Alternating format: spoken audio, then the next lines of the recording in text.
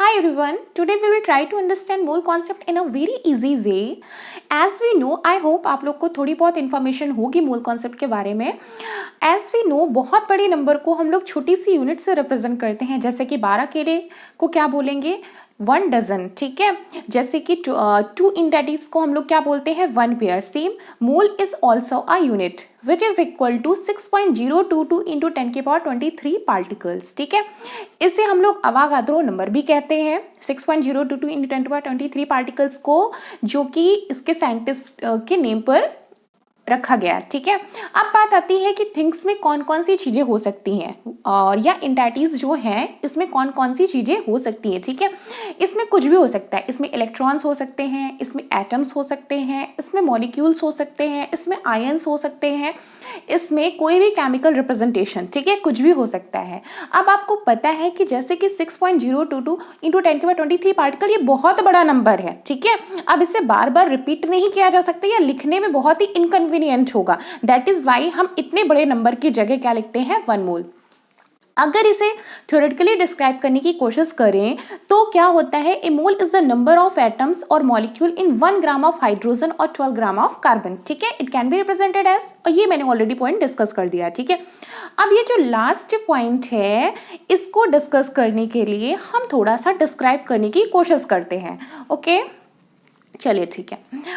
अब क्या करते हैं, एक एग्जाम्पल लेते हैं. ठीक है, एग्जाम्पल के पॉइंट ऑफ व्यू से हम लोग एक रिएक्शन ले लेते हैं. ठीक है, इस रिएक्शन की खास बात यह है कि यहाँ पर जितनी भी कॉफिशेंट हैं, स्टोइकियोमेट्रिक कॉफिशेंट हैं, सारे के सारे 1 मोल हैं. ठीक है, 1 मोल कार्बन, 1 मोल ऑक्सीजन मॉलिक्यूल और 1 मोल कार्बन डाइऑक्साइड. ठीक है, दे आर टेकन एज 1, है ना, they all are taken as 1. ठीक है, तो यहाँ पर इस रिएक्शन में क्या हो रहा है कि 1 मोल कार्बन एटम 1 मोल ऑक्सीजन मॉलिक्यूल के साथ रिएक्ट कर रहा है और 1 मोल कार्बन डाइऑक्साइड बना रहा है. ठीक है, मतलब यहाँ एटम भी है, यहाँ मॉलिक्यूल भी है और यहाँ कार्बन डाइऑक्साइड मतलब कोई कंपाउंड बन रहा है. ठीक है, अब आप अगर देखें तो यहाँ पर ऐसा देखा गया है, इसका वेट किया गया है, तो 1 मोल कार्बन का वेट कितना होगा 12 ग्राम के इक्वल होगा, जो उसका एटॉमिक वेट होगा.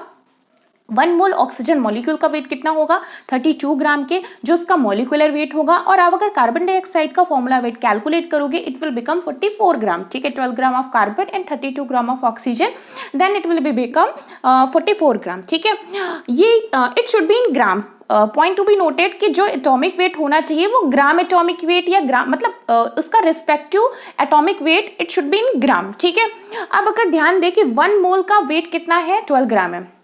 इनडायरेक्टली वी कैन से किसी एटम का एटॉमिक वेट उसके 1 मोल के इक्वल होता है, किसी मॉलिक्यूल का मॉलिक्यूलर वेट उसके 1 मोल के इक्वल होता है, कि किसी कंपाउंड का फॉर्मूला वेट उसके 1 मोल के इक्वल होता है. और ये 1 मोल कितने के इक्वल होता है, सीधी सी बात है अवागाद्रो नंबर, जिसे हम Na से रिप्रेजेंट करते हैं. Avogadro number it mean 6.022 into 10⁻23 particles. ठीक है, अब किसी को कोई दिक्कत नहीं होनी चाहिए. जैसे कि हमें पता है कि 1 मोल का वेट कितना है 12 ग्राम है, तो आप लोग बता सकते हो कि सीधी सी बात है 12 ग्राम में कितने 12 ग्राम में कितने मोल है 1 मोल है. अब एनीबडी आस्क यू कि calculate the number of moles in 6 gram of carbon, तो यू कैन इजिली से कि क्या है इसका 6 ग्राम 12 ग्राम में 1 मोल है तो 6 ग्राम में क्या होगा हाफ मोल होगा. किसी में पूछे 24 ग्राम में पूछ रहे हैं तो सेम जैसे 1 मोल में नंबर ऑफ पार्टिकल कितने होते हैं 6.022 इंटू 10⁻23, वैसे 12 ग्राम में भी इतने ही नंबर ऑफ पार्टिकल होंगे. ठीक है, यहाँ किसी भी फॉर्मूले किसी भी चार्ट की जरूरत नहीं है. स्टिल अगर आपको इससे समझ में नहीं आ रहा है तो आप फॉर्मूला या चार्ट यूज कर सकते हो. ठीक है, हालांकि फॉर्मूला या चार्ट यहाँ पर किसी भी तरह से रिक्वायर नहीं है. अब अगर ध्यान दें कि अगर सीधी सी बात है mass moles and particles they are correlated to each other. 1 mole क्या होता है 1 मोल इक्वल होता है जो उसका एटॉमिक वेट होता है या उसका जो मॉलिक्यूलर वेट होता है सब्सटेंस का या जो उसका फॉर्मूला वेट होता है. ठीक है, अब 1 मोल में पार्टिकल्स कितने होते हैं अवागाद्रो नंबर के बराबर. ओके है, कोई प्रॉब्लम नहीं है. ठीक है, अब बात आती है कि अगर ये चीजें क्लियर हैं तो आप लोग निकाल सकते हो. मोल्स पता है, सीधी सी बात है मोल्स पता है, एटॉमिक वेट पूछ रहा है तो निकाल सकते हो. ठीक है, मोल्स पता है, नंबर ऑफ पार्टिकल्स पूछ रहे हैं तो निकाल सकते हैं. ठीक है, नंबर ऑफ पार्टिकल में कुछ भी हो सकता है. स्टिल अगर वहां से चीजें नहीं समझ में आ रही तो आप चार्ट यूज करिए. मोल्स पता है, मास पूछ रहा है सब्सटेंस का, तो आप लोग उसका मॉलिक्यूलर वेट या एटॉमिक वेट या जो उसका रेस्पेक्टिव सब्सटेंस है जैसा सब्सटेंस है उससे मल्टीप्लाई कर दीजिए. ठीक है। मास पूछ रहा है, मोल्स निकालना है, तो उसके मॉलिक्यूलर वेट, एटॉमिक वेट या फॉर्मूला वेट से डिवाइड कर दीजिए। मोल्स पता है, पार्टिकल्स पूछ रहे हैं तो उसके अवागाद्रो नंबर से मल्टीप्लाई कर दीजिए। पार्टिकल्स पता है, मोल्स पूछ रहे हैं तो उसके Avogadro number it mean 6.022 into 1023 particles से डिवाइड कर दीजिए, मोल्स निकल आएगा। तो क्या फॉर्मूले की रिक्वायरमेंट है? आई डोंट थिंक नहीं है, आई डोंट थिंक की जरूरत है, ठीक है। स्टिल अगर आप लोग को करना है तो उससे निकालिए। अब अगर सिंपल सा एग्जांपल ले कि 2 मोल कार्बन का आप लोग मास निकालिए, हालांकि ये ओरल क्वेश्चन है, आप लोग इजीली निकाल लोगे, कहीं फॉर्मूला किसी भी तरह का मतलब चार्ट कुछ भी रिक्वायर्ड नहीं है। हम जानते हैं कि 1 मोल का वेट कितना होता है, 1 मोल कार्बन है उसका एटॉमिक वेट के इक्वल होगा, जो ग्राम में होता है। तो 1 मोल का वेट कितना है? 12 ग्राम है, तो 2 मोल का वेट कितना हो जाएगा? 24 ग्राम।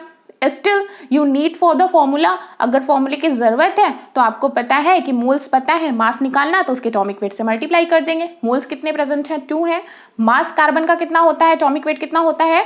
12 होता है, तो 12 से मल्टीप्लाई कर दिया और वो कितने निकल करके आ गया? 24 ग्राम। हालांकि किसी भी तरह की फॉर्मूले की जरूरत नहीं थी, ठीक है। पार्टिकल्स भी निकाल सकते हो यहाँ से, ठीक है, कुछ भी निकाला जा सकता है, मतलब मास, मोल्स एंड पार्टिकल्स, ठीक है, कुछ भी निकाला जा सकता है। They are co related to each other, that's it, ठीक है। ओके, ये हो गया। अब अगर एग्जाम में आ जाए, जैसे कि आपको पता है कि हम लोगों ने मोल्स, पार्टिकल्स और मास को रिलेट किया, वेट के साथ रिलेट किया। अब बात आती है कि सब्सटेंसेस का वॉल्यूम भी तो होता है, ठीक है। तो हम लोगों ने सेम से फिर से रिएक्शन वही ले ली, क्या लिया? 1 मोल कार्बन एटम 1 मोल ऑक्सीजन मॉलिक्यूल के साथ रिएक्ट कर रहा है, 1 मोल कार्बन डाइऑक्साइड बना रहा है, ठीक है। एंड समबडी इज सेइंग कि आप लोग वॉल्यूम के टर्म पे कैसे रिलेट करोगे, तो ऐसा देखा गया है कि 1 मोल का वॉल्यूम जो होता है वो इक्वल होता है 22.4 लीटर के। इट हैज बीन कैलकुलेटेड, ठीक है, कितने के इक्वल होता है? 22.4 लीटर के। लेकिन कंडीशन है, वो कंडीशन क्या है? एसटीपी, स्टैंडर्ड टेम्परेचर प्रेशर, मतलब किसी सब्सटेंस का 1 मोल का वॉल्यूम कितना होता है? 22.4 लीटर, बट कंडीशन क्या है कि it should be in standard temperature pressure, ठीक है। अगर ये कंडीशन है देन, ठीक है। इसको समझने के लिए हम लोग एक एग्जांपल लेते हैं। मान लीजिए एक कंटेनर लिया, इस कंटेनर को ऊपर से क्लोज कर दिया और इसमें कोई गैस हम लोगों ने फिलअप कर दी, ठीक है, कोई भी गैस ले लीजिए, कोई भी गैस फिलअप कर दी। अब मान लीजिए ऑक्सीजन गैस फिलअप कर दी, ऑक्सीजन गैस का वॉल्यूम कितना इसमें लिया जो फिलअप की गई है, दैट इज टेकन 100 लीटर, इसमें 100 लीटर वॉल्यूम ले लिया हम लोगों ने, ठीक है, 100 लीटर ले लिया। अब कोई आपसे कहता है कि आप इसमें से 1 मोल अलग कर लीजिए, ठीक है, और जो कंडीशन है वो भी कैसी है? एसटीपी पे। अब 1 मोल अलग, हम नहीं जानते कि 1 mole, how is 1 mole related to, mole is related to volume, ठीक है। तो उन्होंने बताया ना, खुद एक्सप्लेन करके बताया उन्होंने, एक साइंटिस्ट ने, कि जो एसटीपी पे 1 मोल का वॉल्यूम होता है वो कितना होता है? 22.4 लीटर। तो हम 100 लीटर से कितना एलिमिनेट कर लेंगे? 22.4 लीटर। इट मींस कितना एलिमिनेट हो गया? 1 मोल, ठीक है। बट ध्यान देने वाली बात है कि condition should be in STP, ठीक है। स्टिल अगर आपको फॉर्मूले की जरूरत पड़े या चार्ट की जरूरत पड़े तो आप चार्ट यूज कर लो। मोल्स पता है, वॉल्यूम निकालना है तो 20.2.4 लीटर से मल्टीप्लाई कर दीजिए। वॉल्यूम पता है, मोल्स निकालना है तो 22.4 लीटर से डिवाइड कर दीजिए। मेरे हिसाब से फॉर्मूला ना मास कैलकुलेट करने के लिए रिक्वायर्ड है, ना पार्टिकल्स कैलकुलेट करने के लिए रिक्वायर्ड है, ना वॉल्यूम कैलकुलेट करने के लिए रिक्वायर्ड है, ठीक है। बट अगर आपको जरूरत पड़ी मास से वॉल्यूम निकालना तो आप मास से पहले मोल्स निकालो, फिर मोल से वॉल्यूम निकालो। पार्टिकल पता है, वॉल्यूम निकालना है तो पार्टिकल से पहले मोल्स निकालिए और फिर मोल से volume. Hopefully this video must be helpful to understand the basic concept of mole concept. Numericals and remaining thing will be discussed in next part. Thank you for watching this. Okay.